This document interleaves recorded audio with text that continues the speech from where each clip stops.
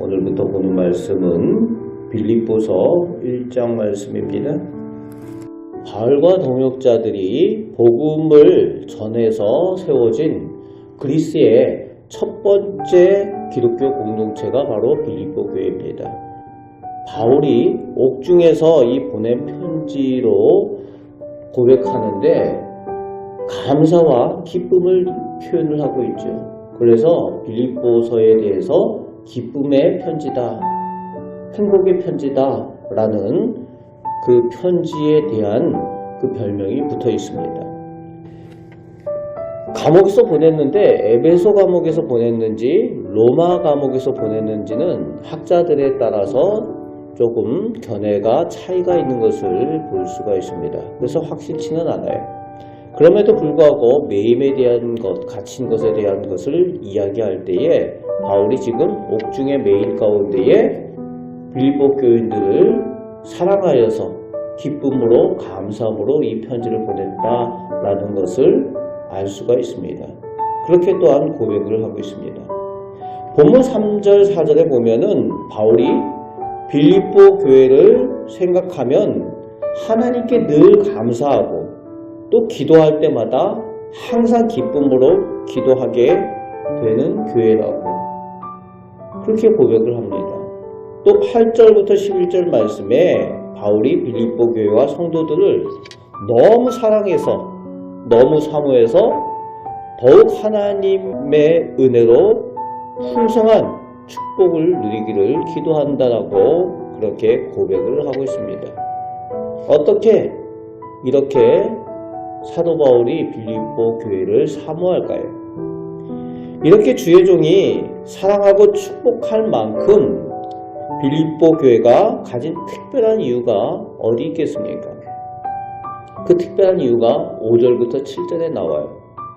빌립보 교회가 바울의 사랑을 받고 바울의 기쁨이 되고 감사가 되는 그 이유.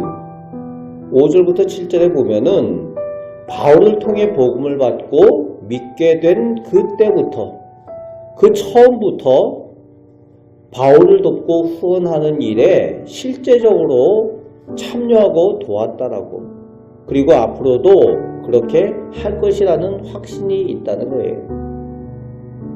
당시 여러 부유한 도시에 교회들이 있었죠.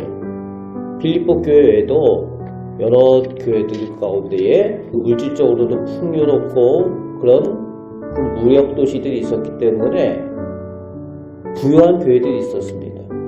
그런데 실제적으로 바울을 재정적으로도 후원하고 늘 이렇게 교류하면서 바울을 실천적으로 도왔던 교회는 이 빌립보 교회라는 거예요. 예수를 믿은 그 후부터 처음부터 지금까지 바울이 옥에 갇혀있는 지금까지도 바울을 후원하고 돕는 교회, 실제적인 교회가 빌립보 교회였다는 거예요. 그러니까 빌립보 교회를 생각할 때마다 하나님께 감사하게 되고 또 늘 생각할 때마다 기쁨과 감사로 하나님 앞에서 축복하게 되고 빌립보 교회를 위해서 마음 가운데 그 사랑이 더 풍성하다는 거죠. 그런 고백을 하고 있는 겁니다. 그렇습니다. 믿음은 말만이 아니라 실천으로 행해질 때에 진정한 믿음의 열매로 축복의 열매로 맺혀지게 된다는 겁니다.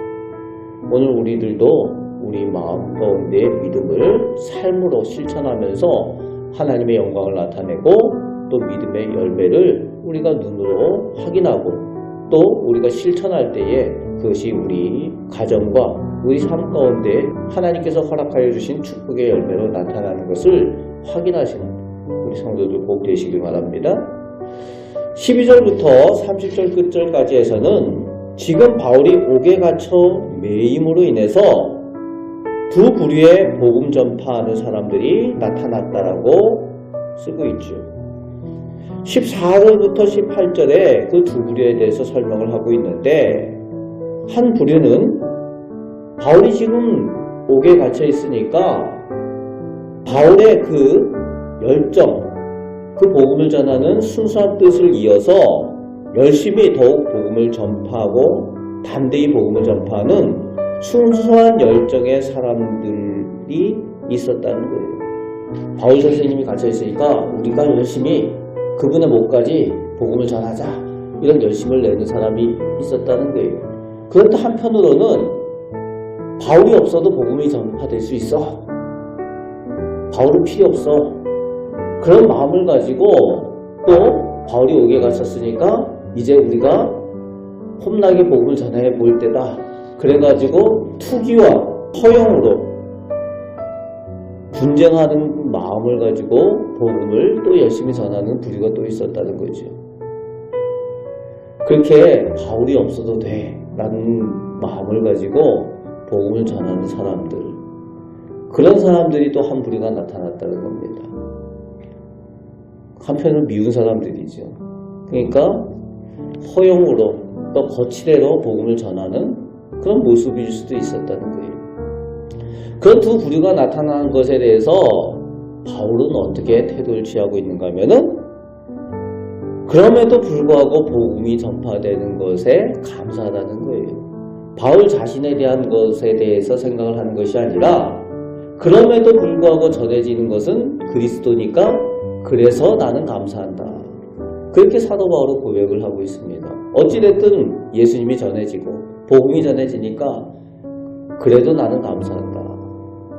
복음을 향한 순수한 열정을 가지고 있는, 그런 마음을 가지고 있는, 내가 아니라 예수님에 대해서 순수한 마음을 가지고 있는 사도 바울의 그 마음을 우리가 확인할 수 있다는 겁니다. 인간적인 서운함 이런 것들이 아니라 예수님에 대한 사랑, 복음에 대한 순수한 마음이 있다는 거예요. 그런 고백을 하고 있는 것을 볼 수가 있습니다. 오늘 성도는 그런 사람들입니다.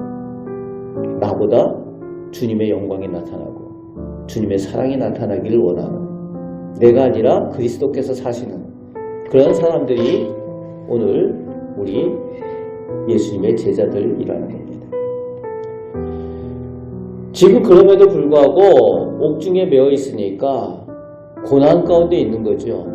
바울이 지금 어떤 상황인가 하면은 살지도 못하고 죽지도 못하는 그런 상황이다 라고 고백을 하고 있어요. 차라리 죽었으면 좋겠다, 그런 마음까지 듭니다.